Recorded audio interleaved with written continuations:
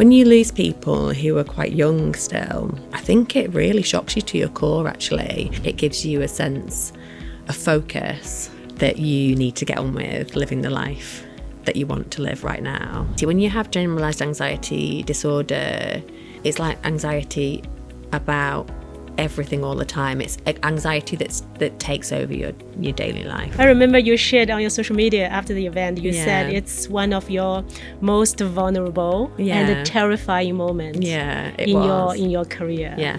Yes, that was definitely like feeling the fear and doing it anyway, right? For people, senior people within business, to talk about their own struggles, to be honest, and their own mental health. So I think coming up, I thought everyone else had it nailed, that they were perfect, that they never worried, that they never made mistakes. And I think there's a reassurance there in realising that you can have these things going on in your brains and your lives and you can still be very successful. Like you can overcome these things. What's 3 pieces of advice you are giving to your 20-year-old self? I'd probably be encouraging her to be a bit kinder to herself. We're talking about to your client.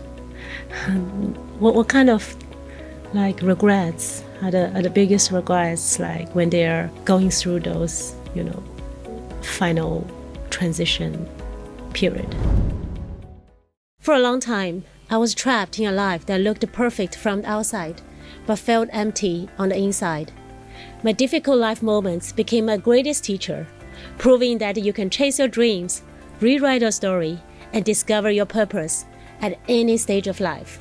Welcome to Women in the Penthouse, where we share the limitations, celebrate resilience, and prove that you can live a fearless, limitless, and ageless life. Join me as we dive into raw, inspiring conversations with incredible women who have rewritten their own stories, and maybe ignite the courage within you to do the same. If this episode spoke to you, don't keep it to yourself. Hit subscribe, share it with a woman who needs to hear it, and connect with us on social media to keep the conversation going. Your support doesn't just boost our podcast, it amplifies the voices of incredible women and creates a powerful ripple effect of inspiration. Together, we're building a community that transforms lives and inspires even more women to rise to their full potential, one conversation at a time. If you've ever felt stuck, afraid, or unsure about the next step, this episode might just speak to you. Today, we're joined by Sarah, a fearless innovator who turns insight into action. As a research innovation director, Sarah spends her days talking to women from all walks of life, uncovering what holds them back and what sets them free. But there's more to her story. Sarah lives with generalized anxiety disorder, a truth she bravely shares with her clients and friends. Instead of letting fear define her, she's made it part of her power. She writes and speaks, shares openly about her experiences with anxiety, bereavement, and burnout, advocating for greater awareness and compassionate conversations in both professional and personal spaces. Her fearless approach to anxiety fuels her creativity and deepens her understanding of human connection. And there's more. In recent years, Sarah took on a new, profound role. She became an end-of-life doula. Through this work, she's learned what truly matters at the end of life and how those lessons can transform how we truly live right now. So get ready for a conversation that will challenge your fears, spark your curiosity, and remind you that living fearlessly, limitlessly, and agelessly is always within reach. Let's dive in. So Sarah, welcome to the show. Thanks for having me. I'm so excited to have you.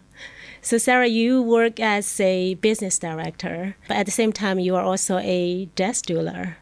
It's such a powerful combination. So let's just start from there.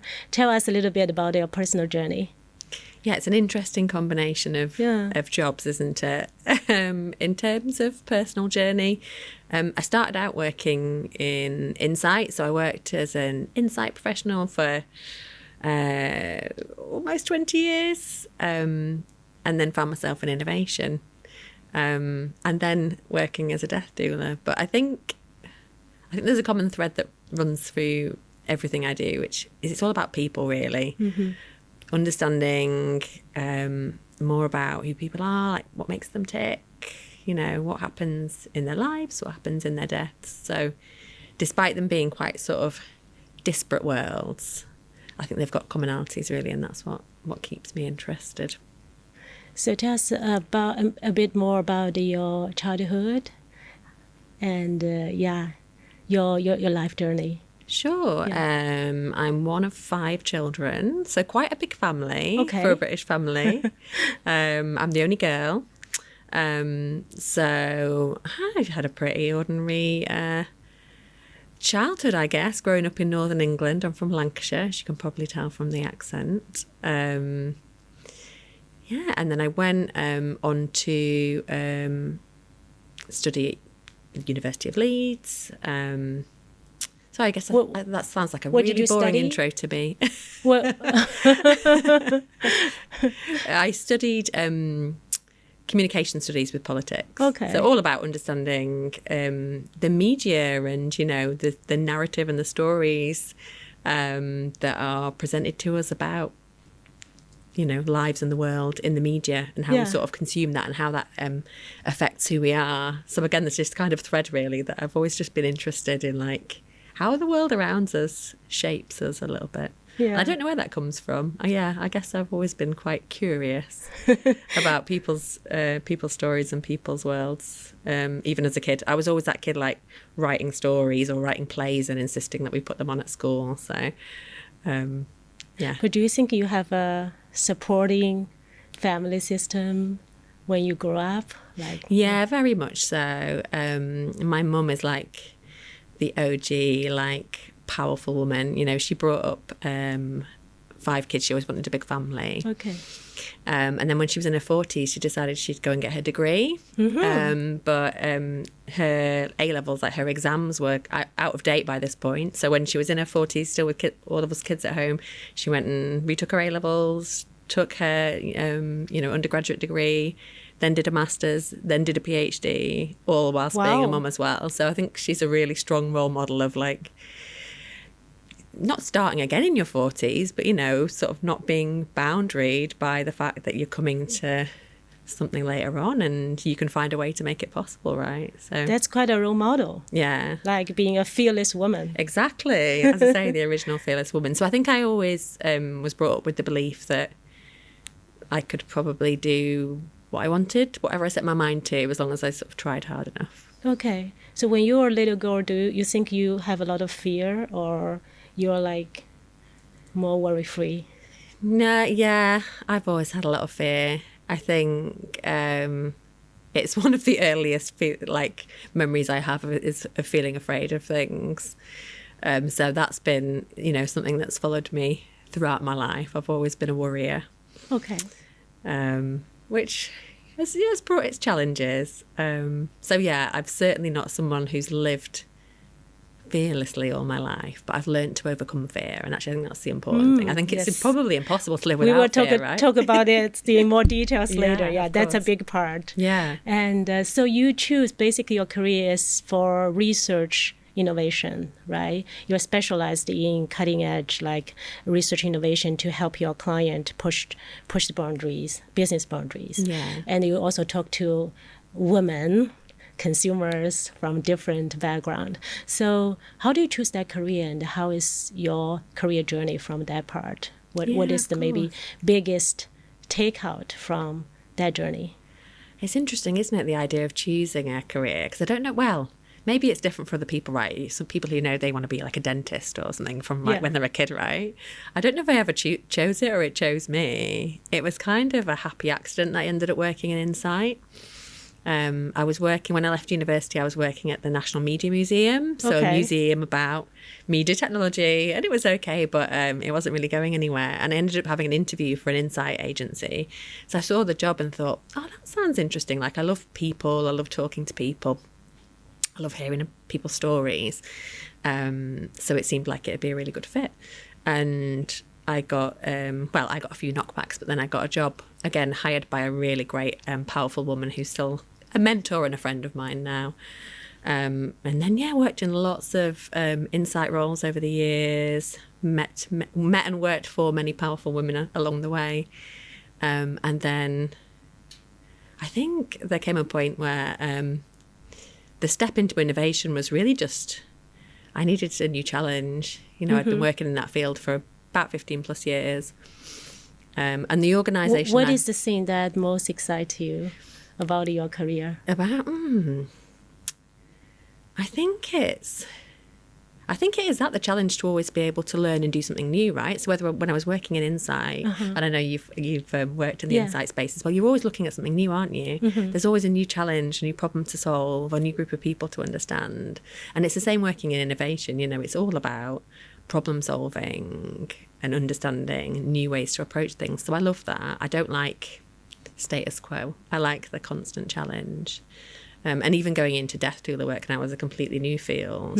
That, of course, has been another new challenge in itself, studying something that's so different and coming to it in my 40s. So, yeah, I guess I'm somebody who likes to see where the path takes me. But, yeah, also just try new things. Yeah, and I've tried lots of new things. And my career has been made up of lots of like, that sounds interesting. I'll give that a try. So, but if there's one advice from that career, business career, you can give our audience, like a woman, if there's one piece of advice, what is it?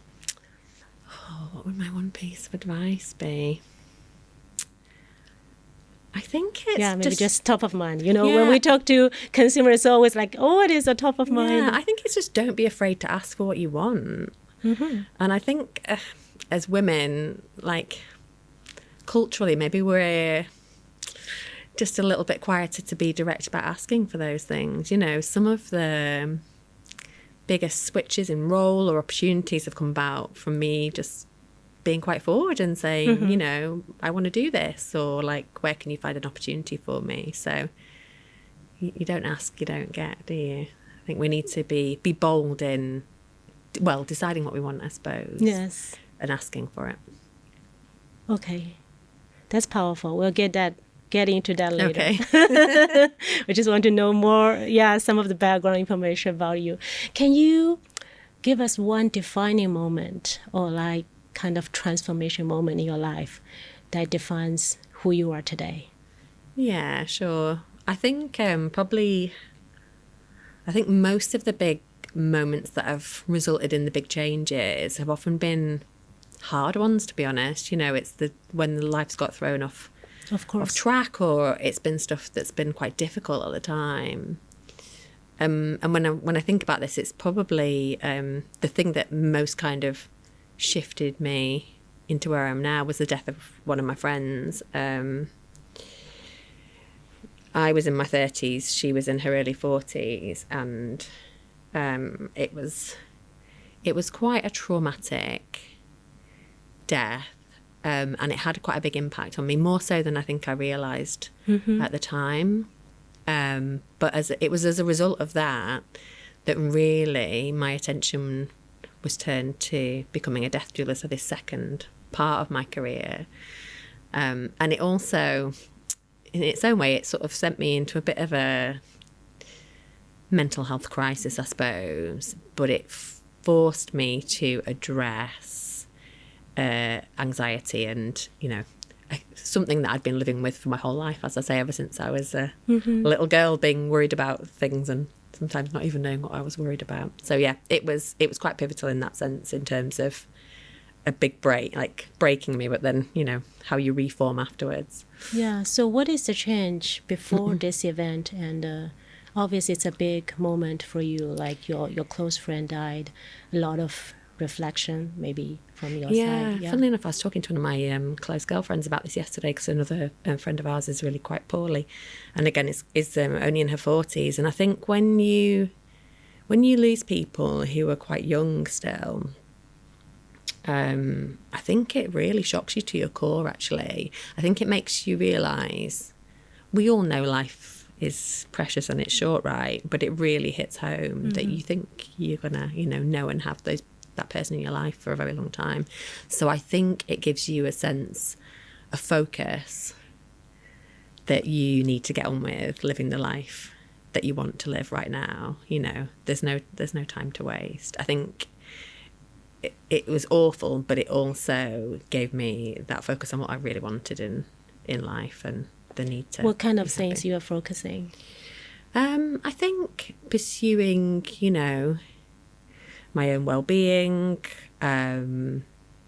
really exploring areas of work that I hadn't considered before. As I say, the kind of whole death doula role and what it would mean to work with people at a time in their life that is one of the most difficult but human experiences. So it really refocused me in that sense to, take care of myself, but also think about what was my purpose, and as well as the job I was already doing, and the expertise I had in the field of a kind of insight and innovation. Like, where else did I want to go with this life? What did I want it to be?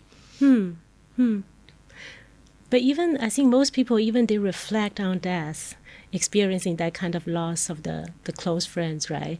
We still avoid thinking about death. But that event really changed you to become a death doula.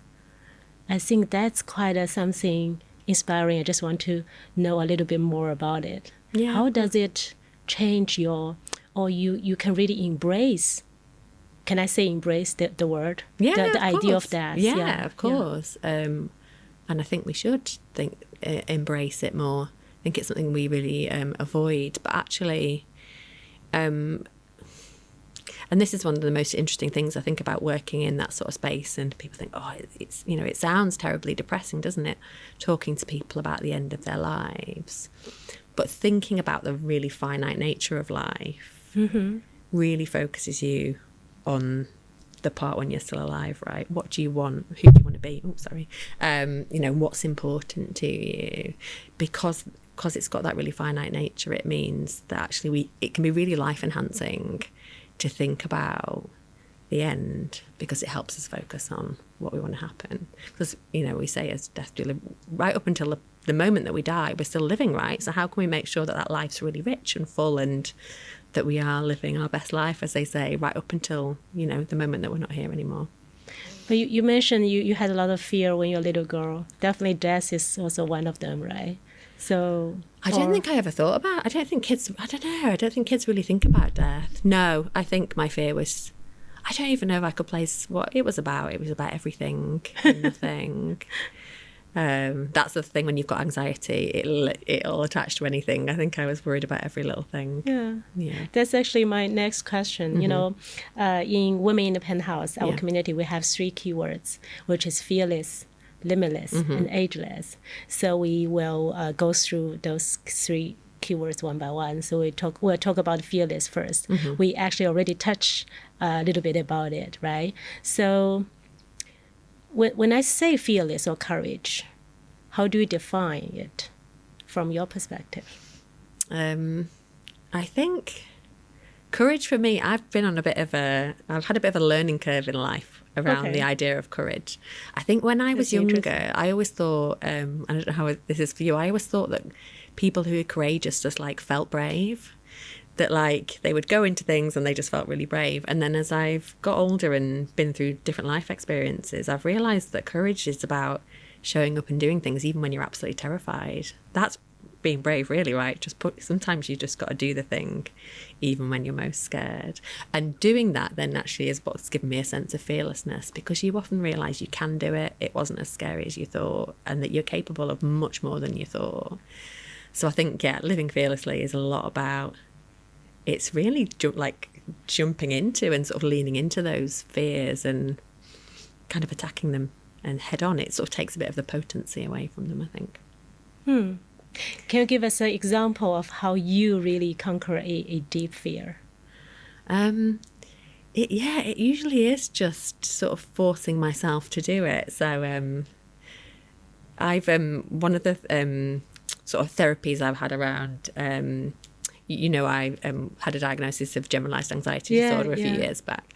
And so I had some cognitive behavioural therapy. And one of the things that they teach you there is kind of exposure experiments. So the way that you get over anxiety is to identify things that you're afraid of and sort of gradually expose yourself to the fear, whether that's spiders or, I don't know, you have health anxiety or you're just scared of doing a particular thing. It's doing it and realising that you can do and that you feel okay. Often the fear itself is worse than the actual experience.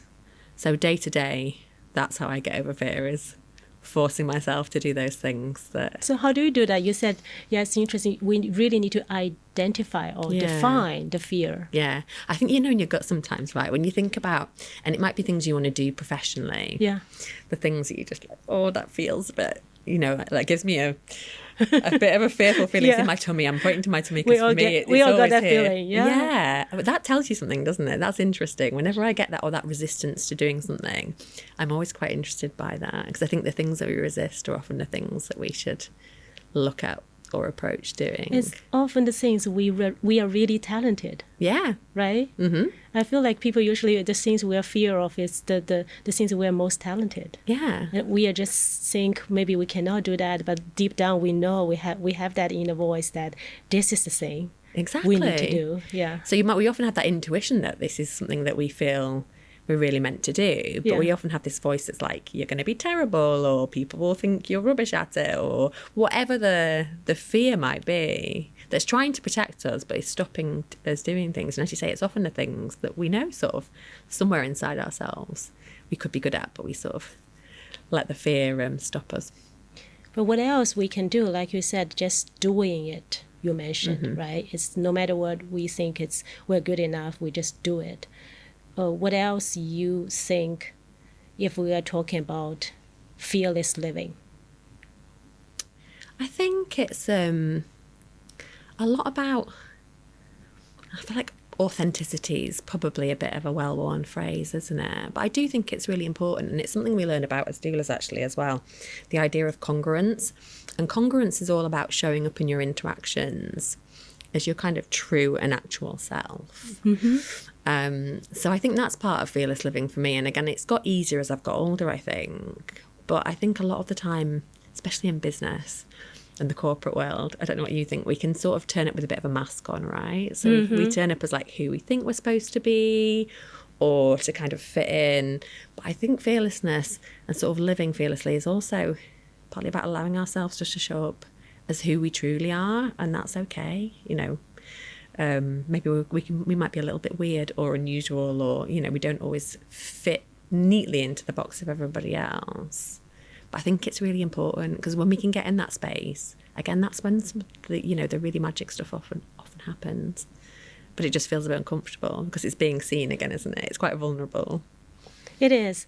You mentioned congruence. Can you talk a little bit more about that? Yeah, I must admit, I'm not an expert on it yet. Like many things in my life, it's something I'm still learning about, but really fascinated by. It's actually, it's one of Carl Rogers' 3 core conditions. So Carl Rogers was a, again, I hope I don't get this wrong. It doesn't matter if I do. Psychotherapist and one of the founders of human-centered therapy. And he talks about 3 core conditions for having a therapeutic conversation. So basically having interactions with people that are really, meaningful. One of them is empathy, and one of them is congruence. And as I say, it's this idea that our words and our actions are aligned with who we really are. So it can be about honesty in our interactions. Whether, again, that's in business or in our personal lives, and we practice it as doulas as well, that we turn up and communicate as much as possible as our true selves. And I think other people can sense that if we're not behaving congruently. The other condition is unconditional positive regard, which is allowing people to know that... so empathy. Yeah. Congruence. Yeah. And unconditional positive. Regard. I think I've got them right. Yeah. And it's especially hard, like you mentioned, in corporate world. Yeah, I think so. I think it can be. But you did a very brave thing, right? I want to bring us back to actually the day we met. Yeah. Remember? Yeah, I do. Of How course. could I forget? So that was the event, annual event for your clients. Like you have like I think 80 or 100 your most important clients for your company, and because I was there, every director was reporting their maybe strategic planning, especially digitalization, how technology can empower research, right? But you, interestingly, you shared at the beginning. You shared your experience of generalized anxiety disorder, which you had for a long time. Honestly, at that very moment, I was like, "Oh, wow, why she's doing that?" But later, I feel like it's such a powerful thing. Like you can share this, like you mentioned, it's the authentic power, especially it is among the corporate world. So for this specific decision, what inspired you to do this? I think it's really a very courageous. It was a risk, right? Of course. It felt risky for a few reasons. That's why at first I was like, wow, she's brave. Like a lot of my best and worst ideas, I think it just came to me. Like, I don't know whether I'm a bit of an insomniac. I think it might have been one of those 4 a.m. thoughts. I was thinking about what I was going to say. So I had to give a bit of an intro to a section that was all about innovation and kind of embracing uncertainty, right, in the world at the moment, and how we can adapt to change. So I had to give this little keynote, and I just thought, I don't know, I like drawing parallels between things that are unconnected, and I also believe it's really powerful to, in this kind of corporate world, to make, again, thinking about congruence, showing up as ourselves, but also bring some kind of human stories into it. And really the idea was, as you remember, it was talking about the whole sort of principle of anxiety that I've learned about is this intolerance of uncertainty, right? We're anxious because we can't handle uncertainty in the world. That's what makes us anxious. And so I was talking about, how I'd learned to lean in more to uncertainty and the power of that, and actually how that has power for us in a world where, the world's changing so fast, all of these new technologies are coming in. And I really wanted to set the scene for what we were going to be talking about, which was lots of things that we all still feel quite uncertain about, right? Like AI in business and how it's going to affect our lives, and synthetic data and things that we were all feeling quite uncertain about, and I suppose inspire people to be to feel comfortable in that moment of uncertainty. But yeah, it did feel risky. I I did a lot of hand wringing to myself about whether it was too personal to share it. But I felt, again, I had the kind of gut feel that it could be a powerful So what is message. the most important reason you think you must share this? I think I knew that it would hit home and resonate. I felt like it was an important parallel to draw within that environment. But I just think it's important anyway, outside of that one moment, for people, senior people within business, to talk about their own struggles, to be honest, and their own mental health. And I think there's appropriate ways to do that. I think coming up in my 20s and 30s, I think if I'd had more role models that were honest about struggles, I think I would have found it really helpful. So I think coming up, I thought everyone else had it nailed, that they were perfect, that they never worried, that they never made mistakes. And I think there's a reassurance there in realising that if, there's younger women or younger people coming up in the business world, that, you can have these things going on in your brains and your lives, and you can still be very successful. Like you can overcome these things. Because we're all human. Yeah.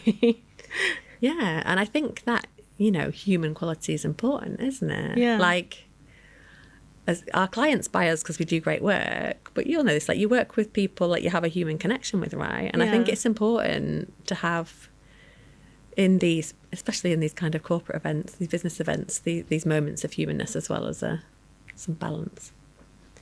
So what are the reactions you expect from people, and what surprised you when you shared this? Well, I was absolutely terrified. Like, I'm normally quite a confident public speaker, I am a confident public speaker, but I know. I was can see quite that. scared, like ahead of it. I was like, it felt really vulnerable. It felt really nerve-wracking. I remember you shared on your social media after the event, you said it's one of your most vulnerable and terrifying moments in your career. Yeah.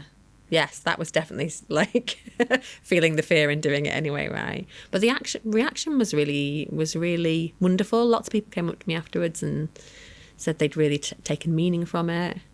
Interesting, some of my colleagues who I've known for a long time said, I didn't know that about you. So it just goes to show, I suppose. Sometimes we're quite good at hiding it. And I think it just gave me the confidence and the affirmation that can be a good thing to talk, a bit more in the corporate world about. Yeah, I can't agree more. Things. I think this is really very brave thing for you to do this. We know how hard it is to not wearing mask in corporate life, right?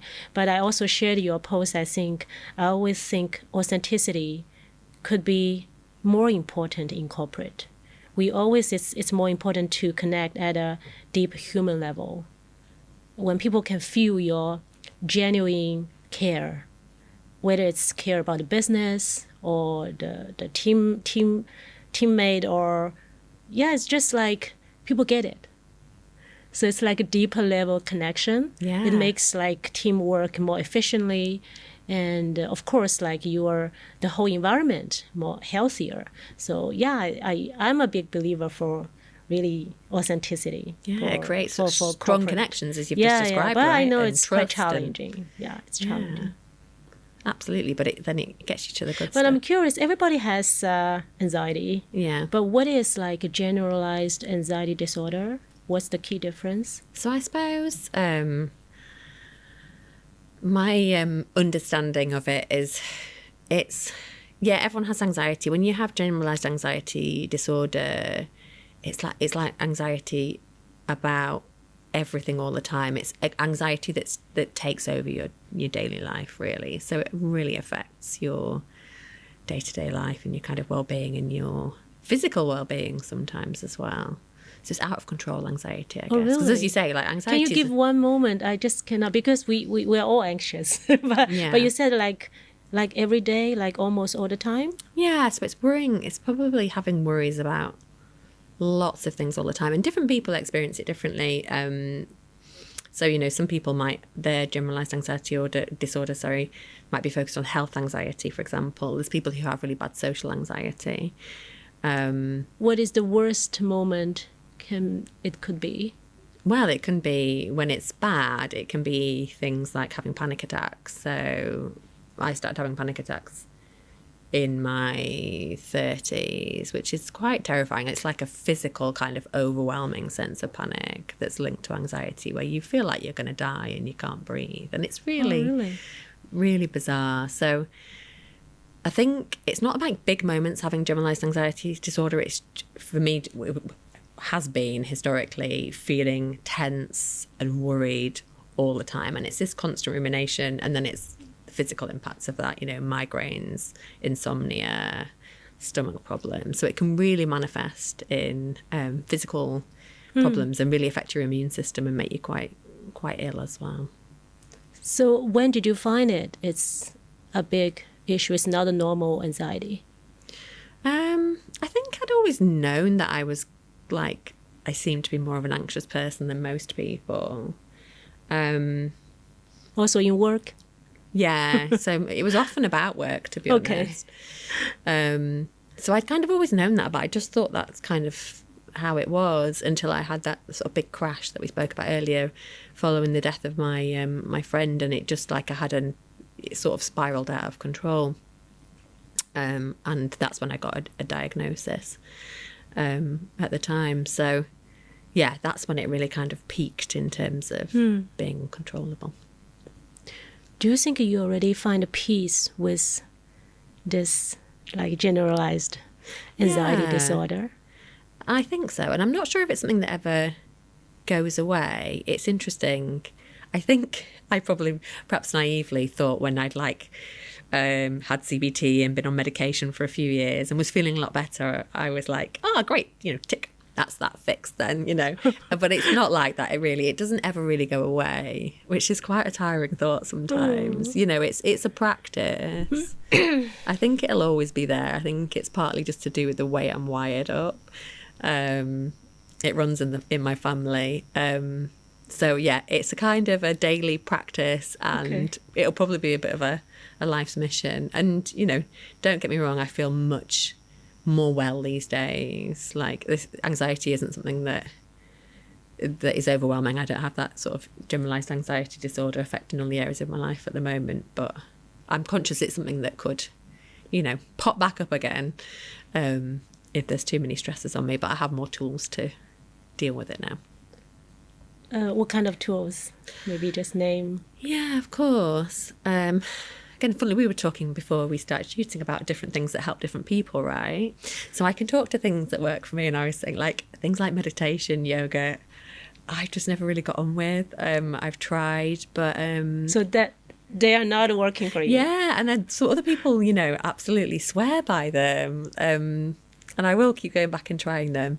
But exercise is a great one for me. So, you know, the importance of physical activity, connection with other people, talking about it sometimes takes the sting out of it. Part of the thing with anxiety and anxious thoughts is saying them out loud that you just feel so ridiculous. There's a lot of shame attached to it because it sounds pretty crazy. Sorry, you said saying them aloud. Like how? So maybe talking to a friend or somebody you know and just saying, you know, I'm really worrying about these things. It can take a bit of the power out of them. So that would be things, fresh air, like being out in nature, and creativity, and just making sure to have chance to switch off as well is really important. I have built quite a lot of time into my life now, and I have the privilege to be able to do where I don't work full time, and that's actually been really important for me to have that that balance and that downtime as well. I just also like being in the present moment as well. I started listening to the audiobook of, if you've read or listened to The Power of Now by Eckhart Tolle. It's like one of those like famous books, isn't it? I Classic. picked it up. Yeah. So I'm quite late to the party, but I was like, wow, this is really, like, it really blew my mind actually. Just the idea, because a lot of mindfulness is about watching and sort of looking at your thoughts from a distance, right? And a lot of cognitive behavioural therapy techniques are about sort of rationalising with your thoughts. And the power of now is about, no, just don't even engage with those thoughts at all. Like, come away from your thinking brain and just, you know, be in your physical body. And that's really been quite transformational for me. It's just like not even getting caught up in that race of thoughts, just coming back into the room and, you know, how are you feeling? And talking about the book, I know the story, like he was literally sitting at Russell Square for maybe 2 years after he, I think, maybe resigned from his previous professor job or something like that. Anyway, he was literally just watching people walking by, or maybe a tree or a kid, a smile of the kid, something like that. That really inspired him to write a book. So yeah, I think it's just so the power of now is so classic, like how we can really cherish this moment. Which is really, it's all we have, right? That's what he says. He's like, and that's the thing that, you know, it's this idea that like the past and the future don't really exist. And when you have anxiety, you're caught up in thoughts, you're constantly thinking about what might happen or what's already happened, right? You made a fool of yourself, and it's this idea that, you know, essentially none of that really exists. And actually the magic of the current moment and what you miss, right? So I'm guessing he was sitting in Russell Square, and if you're really present and noticing what's going on, all those little like beautiful things that you notice, things, right? Which we can just miss when you're caught up in your thoughts all the time. So I found that really, really powerful. And I've actually been getting a lot more like little simple moments of joy in my day just by being much more present. Yes, to summarize, if you are like an anxiety expert, so to summarize, if we are giving one piece of advice to our audience, especially for women, what kind of advice you are giving regarding battling anxiety?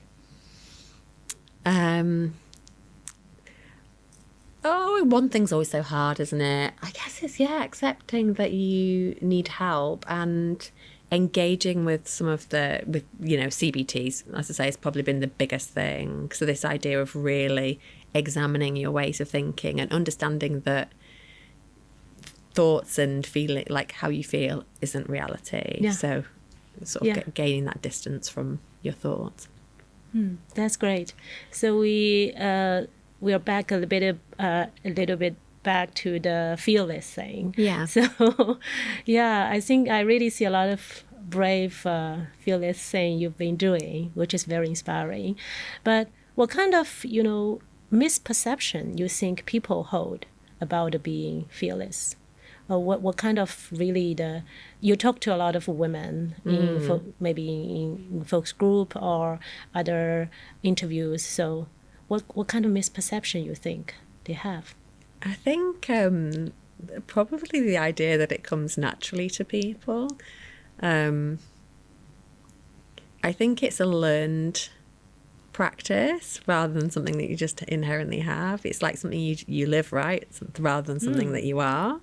I think we often look to amazing, inspiring women and just think, oh, they're so, fearless, I could never do that. But the reality is, like, those people probably feel the same, right? Exactly. It's like, there's a great story. I can't remember where I heard it about Neil Armstrong, so one of the first men on the moon. So a journalist, actually being at an event to celebrate him, and ending up speaking to him as they were kind of introducing him, and him being sort of like, I can't believe they're saying all these things about me. Like, I'm just a guy who went up in a spaceship. And the journalist sort of being like, wow, like, this guy was the first man on the moon. If even he's thinking this about himself, like, I'm not that special. Maybe that happens to the best of us, right? Yeah. So even people that we see as really heroic or fearless, they often feel that way a little bit too. They're just going out there and doing it anyway, as we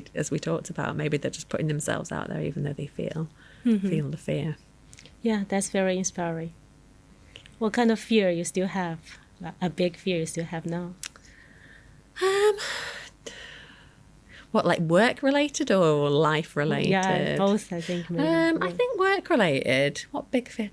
I think probably fewer these days. I just think the older you get, the more and the more experiences you have, right? You naturally realise that you can do most things that are put in front of you. So I still get the occasional fear about, going and speaking on a public stage or being on a podcast and being recorded. But they're everyday ones. That's really inspiring. Like, we can do most of the things we thought we can. We thought we can. It drives you forward a little bit. Sometimes that little edge of being nervous, like a bit of anxiety, is a good thing, right? It can get us on our game. I think outside of work, I mean, aside from the sort of little day-to-day things, I guess it is some of the big stuff to do with life and death, to be honest. I think being a death doula, it doesn't make us immune to having what's called death anxiety, right? Mm-hmm. So this level of worry that we all have about death. And I think the end of last year was quite challenging in that. So I lost another close friend, died quite young, and a few other people in my network, not close friends, passed away quite suddenly. People with kids and who were the same sort of age as me. And so I do worry about not my own death, but like my son, and like, would he be okay? And just, like I say, some of those big questions, like, I want to be around. Like, there's some of the things that worry me that are kind of a bit existential and kind of hard to grapple with, really. But, worries about, wanting to see my son grow up and understanding that not everybody has that privilege, and just trying to live with that worry day to day.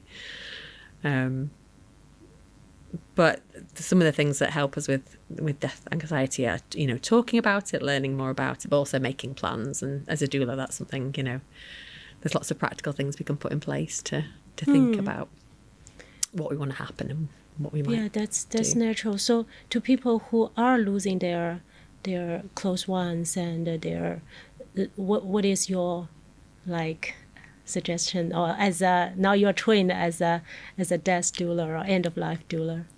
So suggestion when they're experiencing either maybe family members are dying or they just lost a family member. It's hard to give sort of broad spectrum advice because the nature of grief is it's so difficult. It is so difficult, but so different for everybody. But I think it's really important to be gentle with yourself. I think there's a lot of expectation that we place on ourselves and that the world does to be okay again. Mm-hmm. That maybe, we'll feel sad for a bit and then life will get back to normal again. And it doesn't ever in quite the same way. So I think there's a practice there of just being really kind and accepting of how we feel. It's really difficult. But I think we could all do well to be gentler with ourselves in these situations, and I think we can feel a bit broken if we don't get over things very quickly, or sometimes we feel big feelings that we don't have the right to feel these things. Maybe we weren't the husband or wife of the person who died, or maybe we were not so close to them, but somebody dying, as in the instance I've just described, can trigger things in us, even if we're not super close to that person, about what this means for ourselves and our own lives and what might happen. So I think it's just accepting what comes up and sort of kindly looking at what it might mean for us and what it tells us about what's important to us. Accepting is such a powerful thing, right? Accepting everything.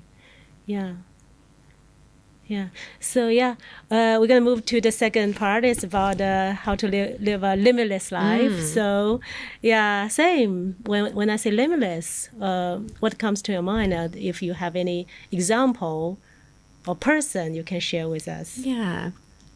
Limitless is a great word, isn't it? I think it's something I probably embrace in life a little bit too much. I think I can be that person who says yes to everything. But for me, living limitlessly is what life's all about, really, when I think about what we're here for. And this is only my personal philosophy. It's to kind of do everything, experience everything, take this, body you've been given and this existence you've got and just do all of the little things. So I've just always loved saying yes, trying all the things. If you think you want to do something, having a go at it. Whether that's joining some kind of crazy night class and learning how to paint or draw or, whatever it is that you've got this kind of fire in your belly about, trying it, even if you might be a bit rubbish as well. That's something I've learned. I've been picking up art again in the last few years. When I was a kid, I think I said I was really creative and I was always drawing and painting. And then I just went to university and I just stopped. Life got busy and I got a job and I stopped for 20 years, right? And then I had quite a bad breakup a couple of years ago, and I was in my pajamas at home, as you are, kind of in the winter, kind of sad, and I just felt this kind of urge to pick up my pencils again and try and do some drawing, and I did, and I was terrible at it, and it was so frustrating because I used to be quite good at drawing, and I was like, oh my god, I've lost all the skill I ever had. And I was, part of me wanted to stop again, right? Because we kind of believe that if we're not instantly good at something, we shouldn't do it. But I didn't. I carried on. And I did get better again, just a little bit every day. And that's brilliant. So that's, for me, about limitlessness, is just trying things and experiencing things. We'll never get to experience everything we want to try, right? I could live probably 10 lives and not get to go to all the places I'd love to go and do the things I want to do. But I think it's about saying yes as much as possible and putting yourself outside your comfort zone or your current area of expertise, because that's when you get that growth and the really exciting things happen. So what are the common limited beliefs you think, especially women, we hold? That's an interesting question, isn't it? I think often and I think there's data that supports this, right? You might know. We sort of believe we have to already be good at something before we sort of put ourselves forward for it. So I think if we're not expert on something, maybe we don't want to put our head above the parapet and have an opinion on it. So I think have a go, put your voice out there, even if you don't know everything about the thing yet, or you're not an expert yet, because I think you might have a really interesting perspective or a different take on something, coming at it completely new, right? I think we can be led to believe, I don't know, that maybe we're too old to try new things, that we shouldn't have a go, and that there's something kind of immodest about it. But I think that's a limiting belief that we should totally put in the bin. Do you think like we are kind of limited by some culture influence? Is that a big? Because to me, I feel like, I grew up in Asian family, and when I did realize, especially when I growing older, I reflect a lot of things, you do have some of the culture thing. So one of the key words I learned about limiting belief is unlearn. I think that's really a very important process. Everybody need to have the consciousness for this unlearning process or experience. It's all about how to shed off all the old beliefs. And it's just I love that perspective. It's almost the idea of why not? Right? Just because that's the way it's always been. And I think actually I'm somebody who I'm laughing because, again, some of the big shifts in my life have been when someone's told me, often professionally, that I can't do something, right? I don't know if you've ever experienced this. Like when I had my son, so I was working as a qualitative researcher at the time, lots of travel, as we were talking about earlier, away from home a lot. And a few people said to me, actually, oh, you won't be able to carry on doing that now, you're a mum. And I was like, right, well, I don't like being told I can't do something. And guess what? I did, right? I found a new job and a company, again, run by a really strong, brilliant woman who was just like, yeah, you can work, 3 days a week if that's what you want. We respect you. Again, that idea of going in and asking for what you need. I was like, I need to be a present mum, but I also don't want to give up my career. So, yeah, I can do it. And similarly, just splitting from my son's dad and sort of being the sole breadwinner, and again balancing a career and trying to be a present mum but also the person in charge of the house. There's a lot of kind of messages that tell us maybe we can't do these things, but that's often what drives me to be a bit defiant and actually, you can. You'll be amazed what you can do when you have to sometimes. Actually, you're very resourceful. We are very resourceful women, So I think that, and also the other limiting belief, which I'm still trying to get better at, is I think we're kind of conditioned to be quite polite women, aren't we? Especially in business. Interesting. So it's often my female colleagues will be like, oh, sense checking, does this email sound a bit, abrupt? I kind of being a bit rude in sort of directly asking for what I want. But I've learned there's a real power actually in just, directly sort of saying, this is what I think, or this is what I want, and it's not about being rude. I think sometimes in British culture we associate that with rudeness, right? But there's a real beauty there in being direct. People know what you're asking for, right? Yeah, exactly. I've never minded a direct client if they're quite demanding, but they're just really clear what they want. That's great, I can work with that. Just tell me what you need. So I think there's some limiting beliefs that I would like to see women be able to I cannot dismantle. Resonate more about that. I think when I used to work with big corporates, usually we have a section about annual appraisal, right? About a multi-functional communication skill or something like that. I think polite email may play an important role, right? So you always try to package the words. Yeah. But now I realize it's so important to be straightforward. Yeah. Just make all your requests request clear. That's actually make all the things more efficiently, right? Totally. Make things easier. Yeah. I'm smiling because we're the British are just renowned for it, aren't for this kind of like passive aggressiveness or like all these layers of meaning, trying to understand if somebody actually cross or what do we want. So I love that directness. Actually, that's something I really value from other cultures, is people just being like very direct in what they want and forthright. I think we could learn something from that as Brits.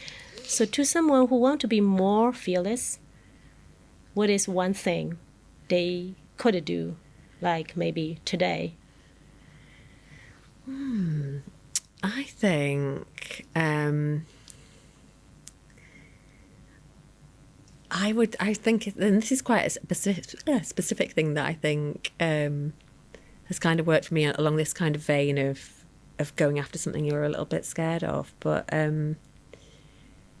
like, how do I put it? I think reaching out and asking,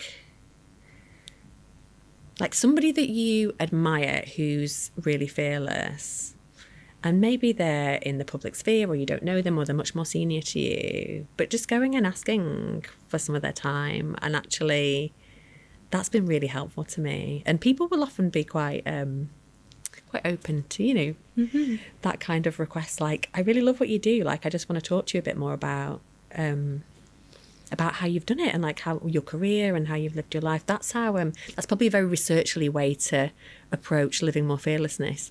But for me, when I've wanted to make big changes, I've often started with just probably my own form of like little fact gathering, going out and speak, like just sending that message to somebody I really admire and saying, like, would you give me half an hour of your time? I just want to understand more about you, and sort of soaking that up, I suppose. Understanding different people's routes to kind of living their own dreams or achieving what they want in their careers. I find just hearing about those different experiences gives me that reassurance that we can all come at things from different ways, right? We can often tell ourselves, oh, I've not got the same experience, so I didn't do the degree in that thing, or I didn't come at it from this field. But I think that could be really important. So usually we set the boundaries, like the box, the limitation for ourselves. We think this is like some big figure, we just cannot reach them. But I did have that kind of experience too. Okay. Usually you find it's much easier than you just stuck there and thinking about what I should do for this. But if you ask someone who has the resource, you just realize, it's much easier. Than it's achievable, and they might ignore you, right? But like, if you don't shoot the shot, then you miss the chance, right? And I think we have this belief about people that are really successful. I read something somebody said the other day, which was about comparing ourselves to other people, right? Like, don't compare your day one to somebody else's life's work. Wow, that's my favorite topic, actually. Right, really? I was like, again, thinking about art and just being like, I'm a bit rubbish at the moment. But it was like this idea, especially with social media, or because we see this constructed view of people who are very successful and senior, right? It's often really polished, isn't it? Going back to the theme we were talking about earlier about being a bit more messy and a bit more honest. We see this really polished thing and we think, that could never be me. Like, they're kind of they're perfect and they're such an expert. But you're comparing, like, if you're just starting out on something. That's so true. I think for a lot of big, maybe, for example, podcasters, when they started, it's also a lot of challenge, right? It's not like today, they're already doing 10 years or maybe 15 years, accumulated such a fan base, but it all takes time. So it's one of my favorite topics is about a career, different stage of career. I think we all have like formation and what is second, expansion, and consolidation. Interesting. And I think a lot of people, they just kind of quit at the expansion stage, or because expansion stage is a little bit intimidating. How do you grow the business, that kind of thing. Especially in some area, maybe we think we are not confident enough. But actually you're good at that. But you just think, maybe I cannot achieve that person, what he or she achieved. But the thing is, if we have the persistence, if we really go beyond the formation stage, I think the third stage is it's just all the resources consolidated, right? But usually it takes, I always talk about it, it's the 10,000 hour theory. You know that, right? It takes maybe 10 years or even longer. But the thing is, you will get that consolidation stage. But it's just a little bit You just got to have the patience, yeah, right? Yeah. And it's easier. I know it's easier to say to be done, but yeah. But also you've got to have that tolerance for messing up as well, right? And this was such a big learning curve for me. Yeah. In my 20s.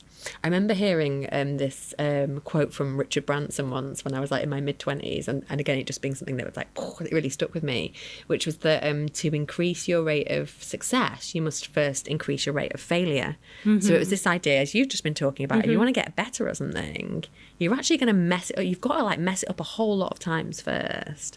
And I think we can be a bit prone to like, we try something, right, and maybe we don't get the, I don't know, it doesn't have the impact we thought, or it doesn't go right, and then we can think, I'm not supposed to do this. And when we see those people who are already like have achieved what we see as the dream, we don't like see all the missteps and the mistakes and the turns in that. So that's the kind of limited belief we have, right? We cannot, like, we think we should be that good to do this thing. Yeah, it's and we have to do it perfectly. But nobody, is perfect to begin with. Those mistakes are really important, aren't they? And as you say, just that sort of patience that will get there eventually. Just feels a bit intangible.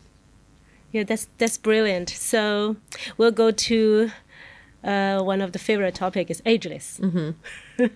So do you have this kind of stage you feel like, I'm aging, or do you ever have that kind of time? Or? Yes and no. It's an interesting one. Like a lot of my friends, or maybe not so much my friends, just peers generally, when they turned 40, right? So I turned 40 a few years ago. They were really down about it. And actually, I didn't really feel down about turning 40 because most of the 40 and 50, and to be honest, 60-year-old women I know are absolutely fabulous and are coming into themselves. So part of me is really excited because. So you're excited getting 40? Yeah, and I had a brilliant, like, massive birthday party as well. We were just coming out of COVID, so I had this huge party because celebrate. So yeah, I didn't feel sad about aging, and I still don't in that sort of sense.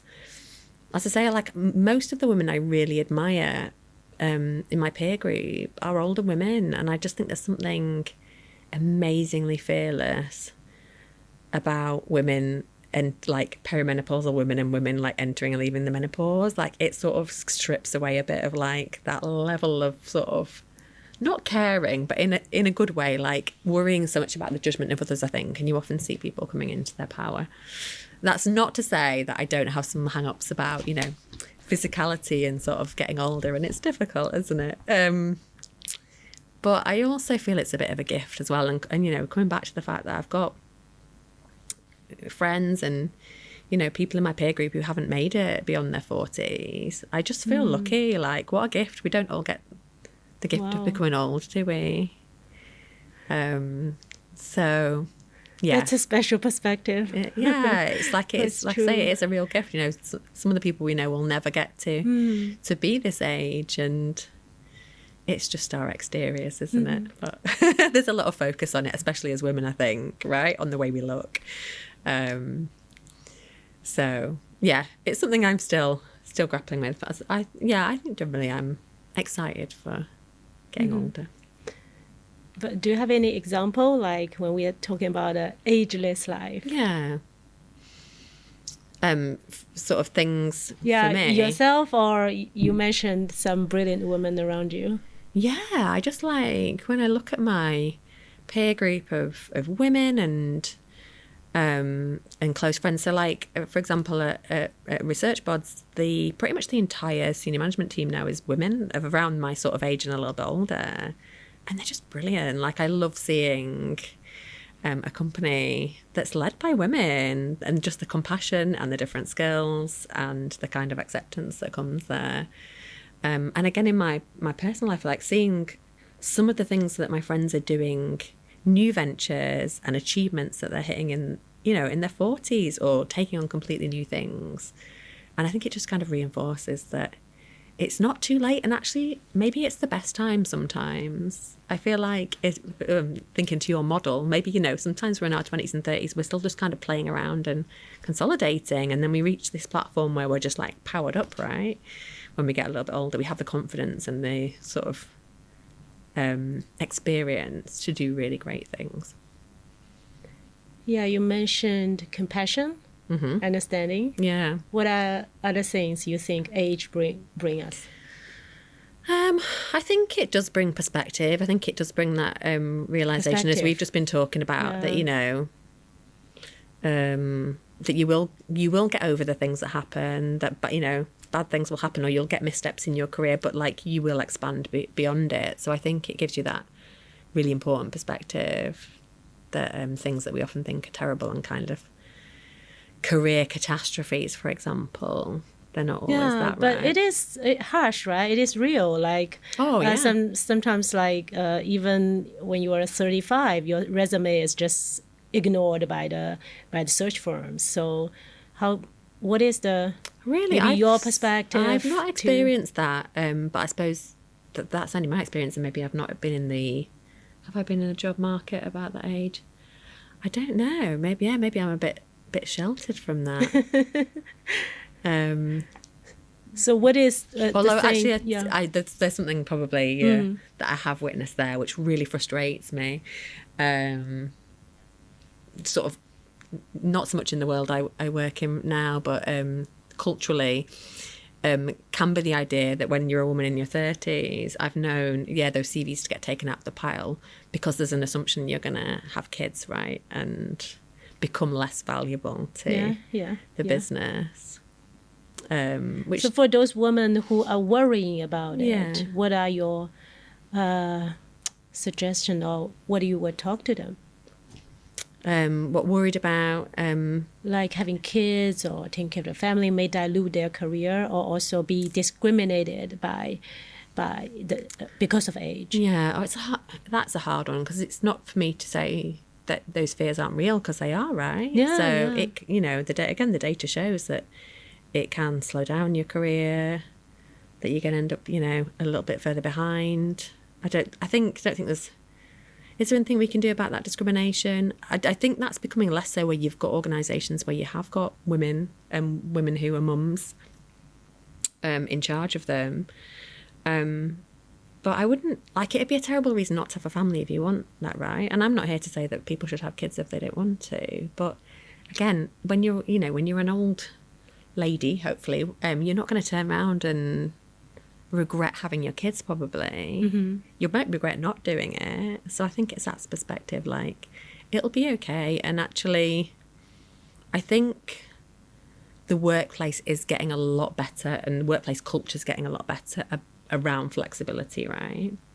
Being able to work part-time, working from home has been really helpful. So I think there's always going to be some companies that are going to discriminate amongst it, but I think there's a growing swell of companies led by women, with women in leadership, and with men in leadership as well, but where the culture is becoming much more understanding, much more flexible of the reality of who people are, and that, we might become parents or have different paths, career paths, right? But we can bring something really valuable to the role. What is the most ageless thing you've been doing recently? The most ageless? Ageless thing. Oh, I don't know. I probably do lots of things. Think about that. I probably do lots of things that are considered probably not inappropriate for my age, but people will be like, why are you still doing that? That's good. Give us the list. Like, I love going clubbing. I want to know all. Sorry? I love going clubbing. I go to festivals. Clubbing. I know people think. Wow. I know people think you shouldn't really. Well, no, some people think you shouldn't really be going to festivals and going clubbing when you're in your 40s. Like, maybe you should have hung up your hat. But I love dancing. Of course. Yeah. So, yeah, that's maybe something that's considered a little bit ageless. Okay, and? Yeah. And you said you started, are you still doing painting? Like something you love? Yeah, painting, drawing, having a play around with different kind of art forms. But I don't know if I consider that to be ageless, because I'm like, I don't know, I find it a quite hard question to answer, because as you probably picked up, I don't really take on board societal norms as they apply to me. Like, it doesn't really. I don't care so much for what society thinks I should be doing at this age, I suppose. So I'm trying to think of the things I do, what would be considered to be unusual for my age, because I don't know, I just do what makes me happy, right? So having a play around with art is something that I've been really enjoying. I think it's great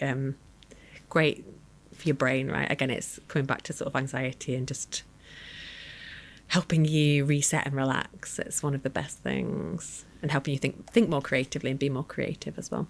And what is one dream you're still pursuing? Maybe when you were young, or you think about it, you're pursuing now, or you want to pursue? Oh, yeah, good question. Do you know, I think I'm still figuring out that is a little bit. Like, I've got kind of wild dreams, like, you know, the sort of one day I'd love to like live in the countryside and I'll have an animal rescue full of animals, probably.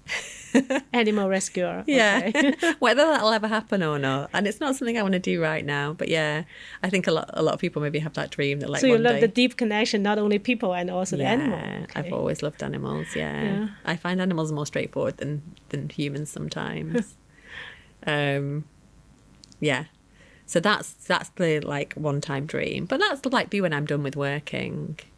But yeah, I'm still discovering what else in terms of my working life. I think, yeah, just keep expanding and new challenges. That's what really excites me. And actually, end of life, the death doula is already a very powerful thing, right? Yeah. Yeah, so sort of in the immediate term, studying more. So I'm still completing my studies and just doing more in that role. It's still something I'm relatively new to. So doing more work in that space, doing more death education work, learning more, working with more clients. That's something that's like very immediate term goals to really expand my experience. I think I still want to talk a bit about the death doula thing because it's very interesting. And so to someone who doesn't know this concept, so what is the simplest way to explain this role? Yeah, of course. So I think people might be a bit more familiar with birth doulas, although not always, right? That's kind of a bit more of a growing movement. So death doulas I like a birth doula, but you know, for the other bookend of life, as it were. So they are we are people who support people who are dying, their families, friends, loved ones around the end of life, whether that's with their sort of physical needs, spiritual or emotional. So it can cover a whole range of things. It might just be kind of emotional support, understanding, having conversations. It could be really practical things. You know, it could be like walking the dog or getting some shopping in if, you know, things are going on. It could be having conversations about people's spirituality or helping them engage with their own spirituality.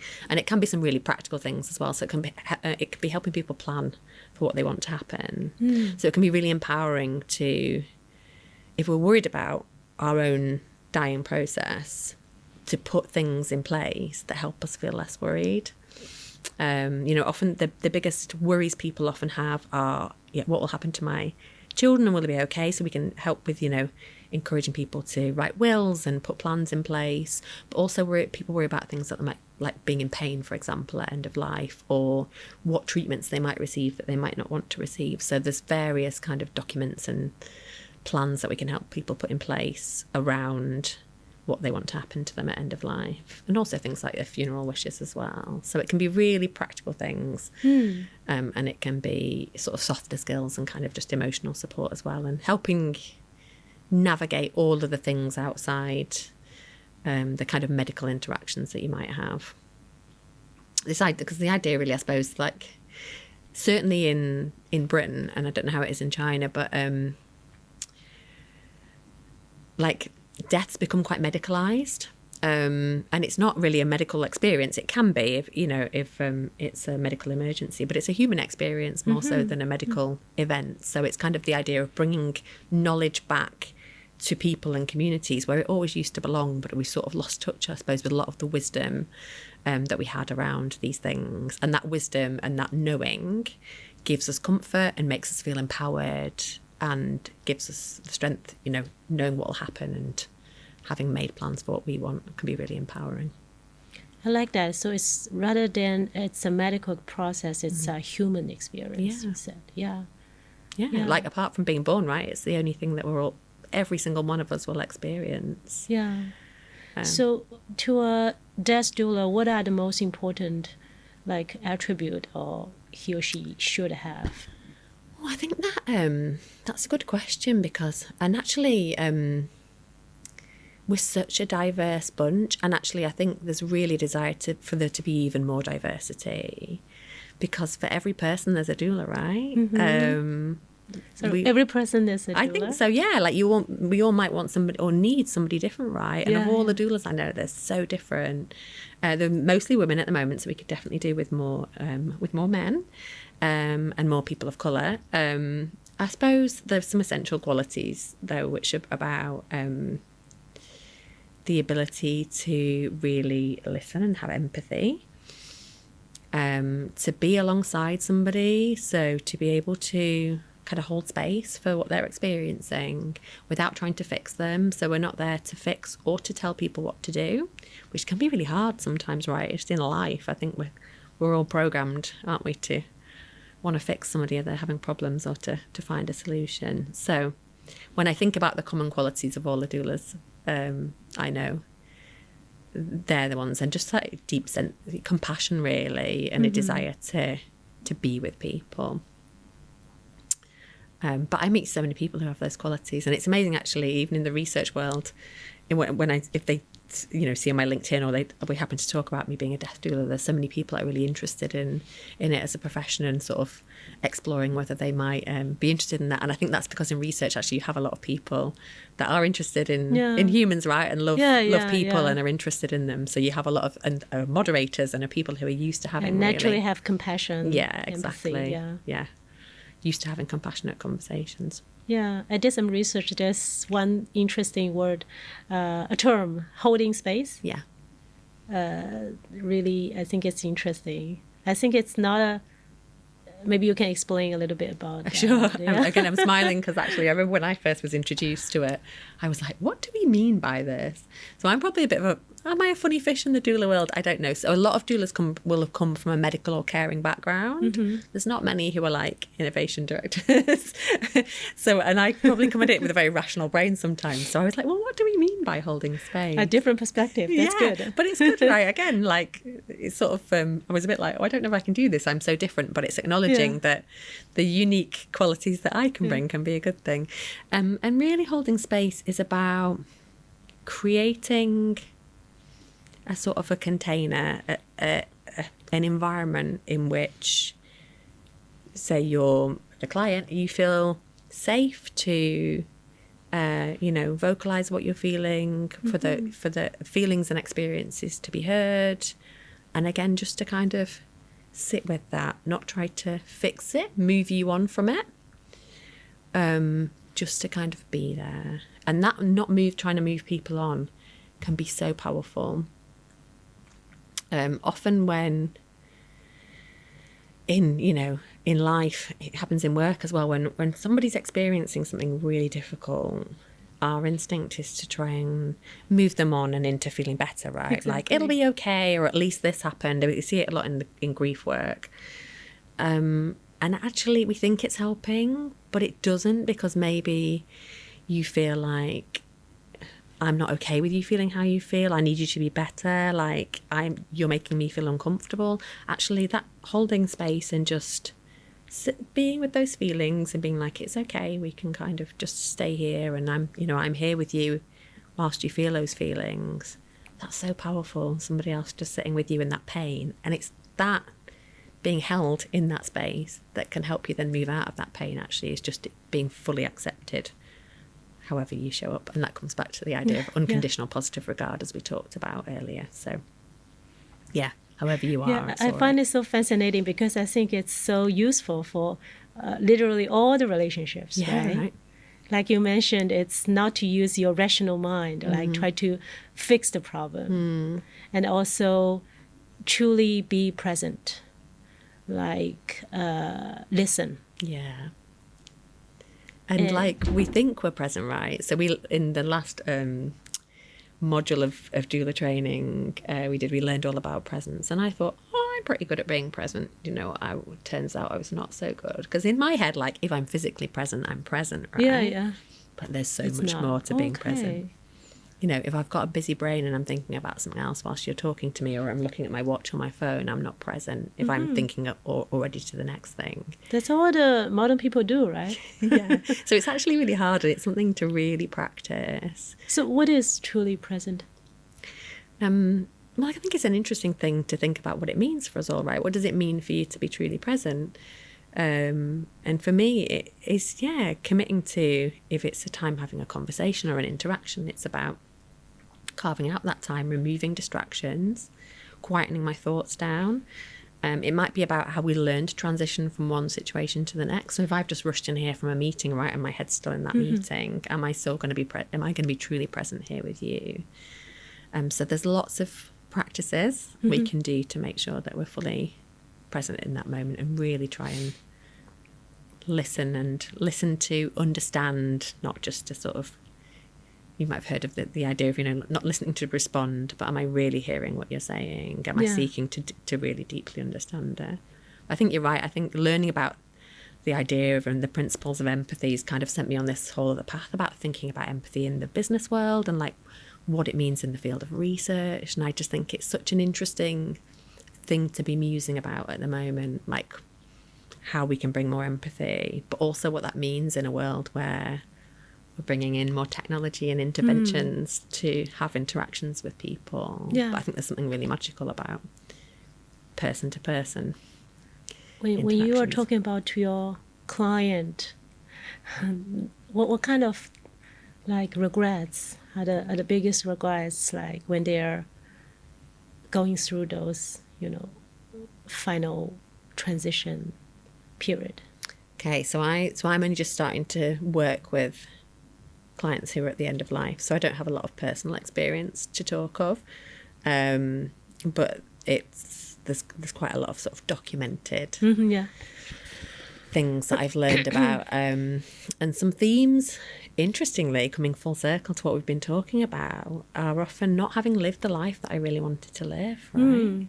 So living the life for other people. So people will talk about, that they wish they'd been more true to themselves, done the things they really wanted to do, and worried less about the judgment of others, which I think is a really interesting one, given what we've been talking about today.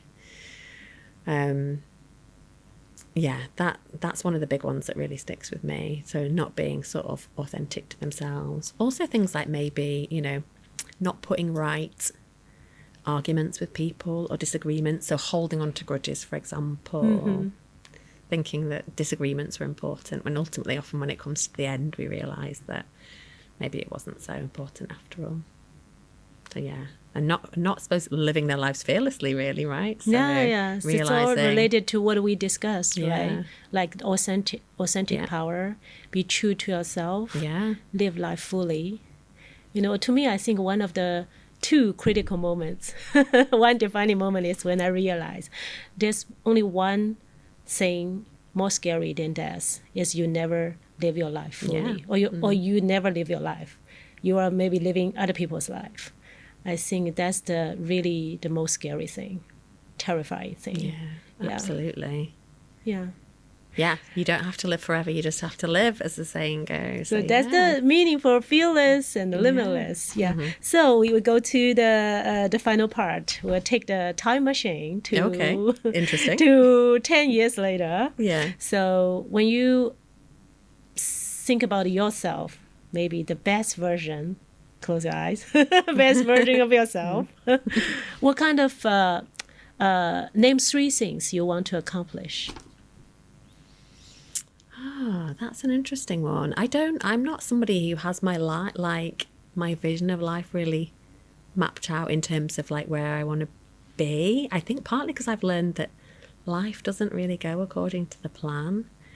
But I can talk about like the qualities that I'd like my life to have. I'd still like to be learning abundantly and discovering new things about myself. Living those kind of fearless experiences as we've talked about, trying and experiencing lots of new things.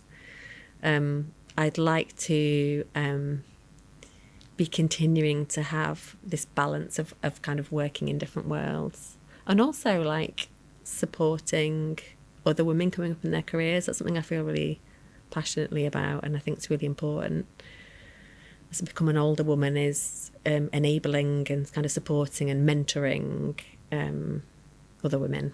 I think that's what I'll find really meaningful, and probably will also find my own further meaning and kind of growth from that as well. That's maybe not a neat answer. It's not like I want to be a CEO of this in 10 years, because like no, that's a very like a goal driven. Yeah, like I don't really have that goal driven mentality. I just really want to be happy and be finding continuing to find like abundance and joy and new challenge in the work that I'm doing. Yeah, you mentioned purpose, I think, right? What is one thing you think for women we should do maybe every day to stay aligned with our purpose? Oh, interesting. Something that I've been practicing recently, which is a bit, maybe a bit of an odd one. So I'm currently doing, I'm not sure if you've ever heard of the book The Artist's Way. The Artist's Way? Yeah. Okay. So it's like a 12-week program, and it's designed to help you sort of unlock your creativity or get back in touch with your creative self. One of my girlfriends bought it me for my birthday last year. And one of the practices is, excuse me, I can feel I'm about to cough, is every morning you wake up, and pretty much as soon as you wake up, you do something called morning pages, which you have to write 3 sides of A4. 3 pages? Yeah, 3 sides of A4, just automatic writing. Oh, that's a lot. Yeah, and just like about whatever's in your brain. And sometimes it's absolute nonsense. Or you might even end up writing, I don't know what to write. And then, but also sometimes it's like these amazing moments of clarity. And it's basically the sort of purpose of it. It's a bit like getting a dustpan and brush in your brain and giving it a sweep out first thing in the morning. So it's clearing out the clutter. Because I don't know about you, but I wake up every morning with a lot of clutter in the brain. Me too. It'll be like, yes. I need to get the cat's medicine, and this is happening with my son. And so it helps get all of that junk and noise out.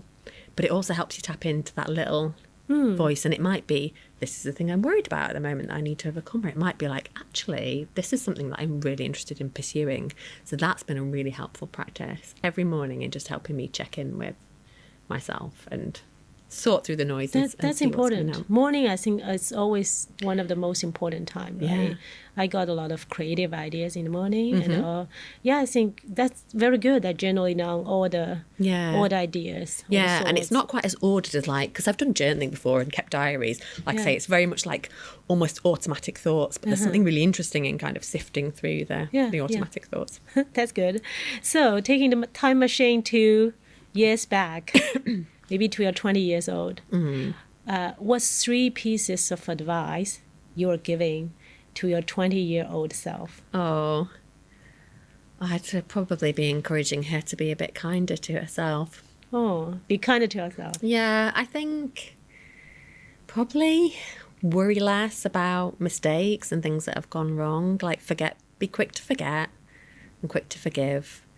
But conversely, like really like celebrate and recognize like successes and things that you've done and like you've achieved, because I think I'm probably all a bit more prone, or I was certainly a bit more prone to focusing on the things that had gone wrong rather than the things that were going well. I think that those would be 2.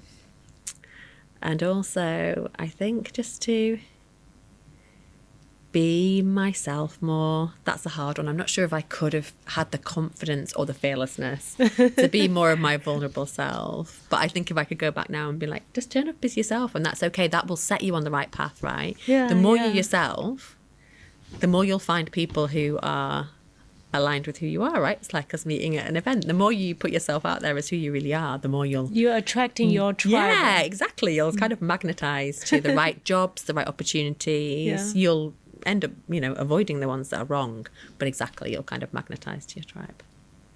Yeah. Sorry, so 3, summarize 3 is be kind to yourself. Yeah, be kinder, forget the mistakes, celebrate the successes, and live more authentically. Beautiful. So for this year, 2025, what is one bold action you will do? Or bold move? Oh, I don't think I planned my bold move in for this year, actually. Appearing on my first podcast felt fairly bold. Okay, so you mean this? Okay. Although I do a lot of kind of public speaking, it's often about, things that I've studied or things that we have a piece of So research bravo, you on. did it. So yeah, coming and spending an hour talking about myself and my experiences has definitely been a little bit outside my comfort zone, but you've made it very easy, as I knew you would. Thank you.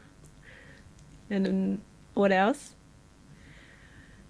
Because I don't know. I think I'm interested to. I must admit, I said I'm just about to start working with my first doula clients, as in people who are at the end of life, and I'm excited, but I'm a little bit scared. It's something. It's really new, and it feels so important to get it right. It's that uncertainty. But just like you mentioned, it's important, but it's also you. It's not about being perfect. It's just being you are getting there, and you are getting all you have learned into this first client. It's already a very courageous thing, right? Yeah, you're right. And actually, I can see you can learn a lot from this real case. Yeah, and actually, what my other doulas colleagues tell me is that every situation's different anyway. So I guess it's probably going to feel the same even when I've worked with 10 clients, 15 clients.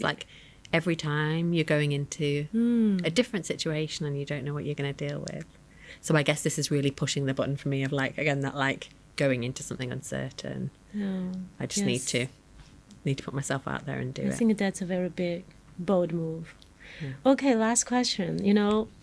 We are women in the penthouse, so we are trying to redefine the penthouse life, because to me, penthouse is more like a symbol of materialism, right? It's like we have affluence, but I'm thinking when we have a peaceful mind, of course, I think penthouse life, we talk about this, it's holistic. It's all the areas integrated, but more importantly, it's about your mindset.